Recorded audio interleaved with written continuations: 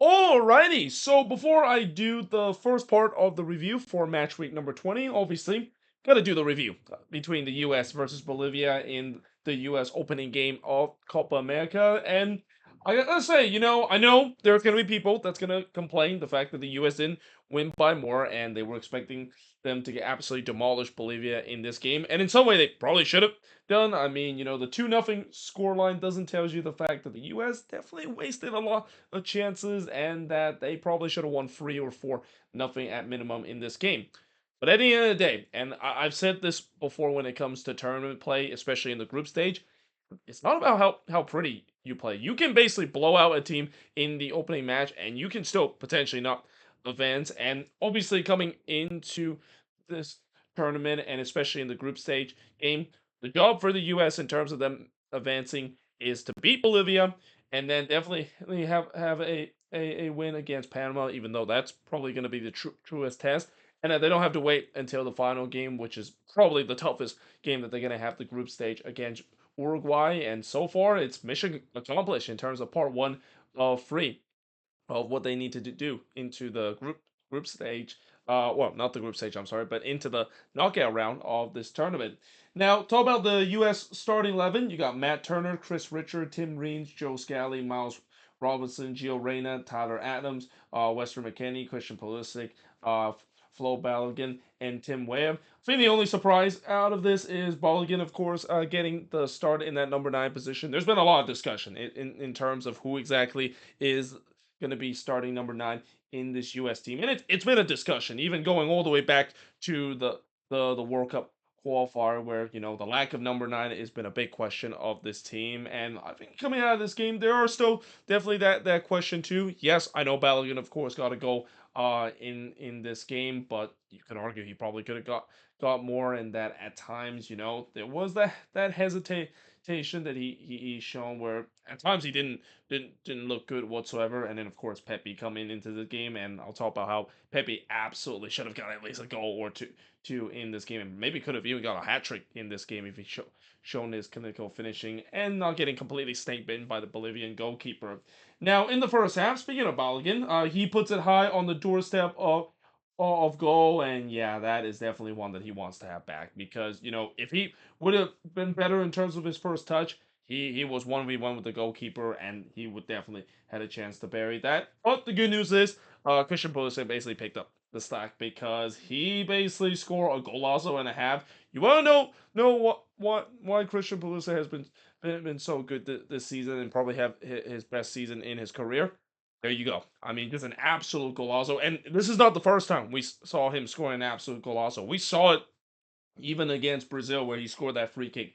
He's definitely playing the best he has ever been in his career, and that is great news for the U.S. because again, he's the leader of this team. He's the go-to guy of this team, and it's great to see that he, of course, uh, able to kick off the U.S. in terms of this Copa America in a good way with an absolute golazo. And also, not to mention, Tim Weah gets the assist to give the US a 1-0 lead. And I think that's also important that the US gets the lead early, because coming into this game, obviously the big question for the US is the lack of goal scoring. And especially, you want to get the first goal early in the game when you're facing against a Bolivia team that is known to be compact, and they tend to like to frustrate their opponent, and that getting that first goal definitely really helped the U.S. and basically forced Bolivia to not just completely sit back and try to completely frustrate the U.S. going forward. Now, in the 5th minute, Salcedo did look to respond, but he hits it right to Turner before Vizcarra would deny Ve in the near post. By the way, that Bolivian goalkeeper Vizcarra, he had a heck of a game in this one. He's probably one of the big reason why this one was not more than the 2-0 scoreline the U.S. got. But it was all U.S. early on in this game. There was clearly some energy in this team early on. They were being very direct and creating some dangerous chances. Though on the other end, Villamil would puts it high from long range, and then Reyna would heads it wide from the corner in the 12th minute. The shots were 5-1 for the U.S. early. They really shot out the cannon in this game. Unfortunately, it wouldn't last though, because the intensity did kind of start to drop from the U.S. And this is where I started to get a little concerned that maybe there's a bit of complacency that is creep in. This has been one of the frustration when it comes U.S. fans when it comes to Greg Berhalter that there's been times where there could be some complacency that is shown with him, maybe backed off a little bit, even though the team has the 1-0 lead. But we then get some coming together after just a rough challenge by a Bolivian player on Gio Reyna, almost like a CONCACAF level of tackle. And I know this tournament is not sponsored by CONCACAF, but yeah, we definitely saw some very CONCACAF level kind of shithousery that has happened in some really dirty CONCACAF level kind of challenge in this one. So I guess can you call this Reyna suffering a CONCACAF moment when this tournament is not created by CONCACAF? Either way, I also thought that the ref started to feel like he swallowed the whistle too. And not really giving the fouls that probably should have been called foul. And again, that maybe is another level of CONCACAF-ness that we've seen. And I know CONCACAF-ness is not a word, but we just gotta describe in terms of seeing some of these CONCACAF games, both in the Gold Cup, in the Nations League, and even in the Champions Cup, is of where there's been times where referee just kind of swallowed the whistle. They just let the boys play, even though there are some that probably should have been foul. And again, it can go both ways when that, of course, happened, as I mentioned before. But I also thought the end product for the U.S. has not been good enough besides the first 12 minutes. Again, the energy of the team was very good in the first 12 minutes. It kind of sucks the fact that it kind of drops, and I maybe can see that the reason why that is the case is because it's pretty clear that these players were jacked up in terms of playing in this tournament, and they definitely showed that in the first 12 minutes. So it was kind of disappointing that maybe after that they started to become complacent and started to settle into this game. Well, that being said, in the 43rd minute, Florian Balogun would finally get on the score sheet to make it 2-0. He scored from Pulisic to make it 2-0 in favor of the US. So Pulisic, what a game he has. One goal and creating the assist there to make it 2-0, and that would be the scoreline heading into the second half. Now in the second half, Ware would then puts it wide from a tight angle before Fernandez hits one right to Turner. That also came out of an American turnover. Yeah, there were times where the U.S. definitely turned the ball over in bad spot, and that is something that they gotta watch out for, and especially once they do start playing against much more quality team. Because I know obviously Bolivia is not a team that is considered to be a quality team in the CONMEBOL region, and this is no disrespect to Bolivia, but they're knife in the CONMEBOL World Cup qualifying stage. They have also been notoriously been one of the worst CONMEBOL team in recent years. But these kind of turnover moments, if they do face against an even stronger team like Argentina, Brazil, or even Colombia, yeah, these are going to be moments that the U.S. could be punished because of these bad giveaways. But then in the 53rd minute, Balogun thought that he made it 3-0. But unfortunately, the goal was disallowed for offside on the development play. I believe it was Ware that was in an offside position, so that didn't count. Cicero then puts it wide off of a deflection, as I thought Bolivia started to show some urgency, and again, the U.S. being a bit careless at times in possession, giving the ball away in unnecessary spot.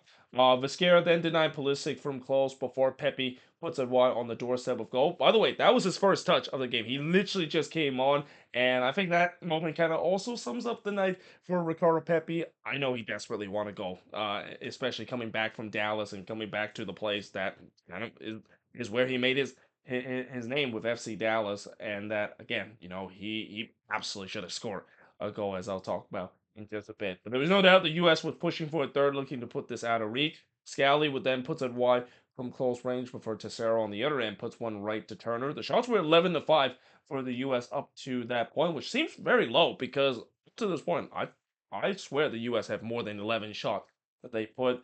Ware then puts it over from close range, and I thought it was a good thing the U.S. were 2-0 up because they've been wasteful in terms of a lot of these goal chances, and this is where I think some of the negative, or I wouldn't say negative, but more like pessimistic kind of part of the U.S. fan base, and maybe even some of the Doomers part of the fan base will complain about them not scoring more goals and not just getting absolutely demolished a lesser opposition, and maybe send a message that the U.S. has arrived in Copa America. But again, as I reiterated in the beginning, it's not about how you blow out opponent. It's about getting the wins that you need. And again, the U.S.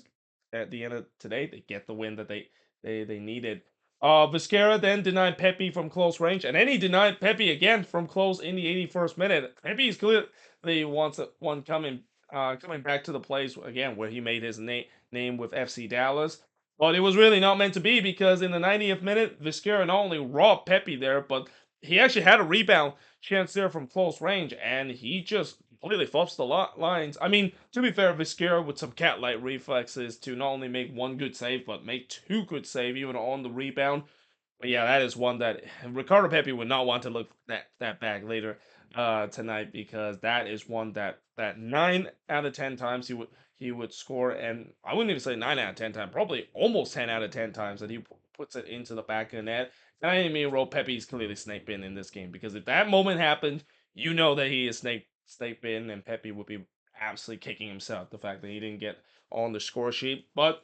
Nevertheless, the U.S. does walk away with a comfortable 2-0 win. It's a perfect start from them in the first game in the group stage. The shots in this one, 20 shots compared to 6 that Bolivia has, 8 shots on goal compared to 3 that Bolivia has, and possession-wise, 60% possession compared to 40% possession that Bolivia has. By the way, you notice I didn't put too much stats because that's really the only stats I was able to get, at least on the ESPN website. But either way, again, I know some people would say that the U.S. probably should have won more, and maybe some might say that this is an unconvincing win, but I thought it was a good performance from the U.S. If they were a little bit more clinical in this game, there was no doubt they're going to absolutely blow out Bolivia. But I think now the big focus has got to be that Panama game, and I think everyone kind of knows it too. That I know obviously this game is a must win. They absolutely have to beat Bolivia because if they don't beat Bolivia, then there's clearly something wrong with the U.S. But they got the job done. It's now about that Panama resort because the last thing the U.S. want is to head to that final game against Uruguay and still have something to play for in terms of moving on in to the next round. There's no doubt that they would love to get a win against Panama and maybe even get some revenge after Panama knocked them out in the semifinal of the Gold Cup. But that should be very interesting on Thursday. I think that game is going to be in Atlanta, and of course, just like in this game, I'll basically do the review of this game right after when that game is over. But until then, hope you guys enjoyed this video. If you do, make sure you guys do like, smash the subscribe button. Let me know in the comments below what do you think of this game. And yeah, hope you guys enjoyed this video, and I will see you guys next time.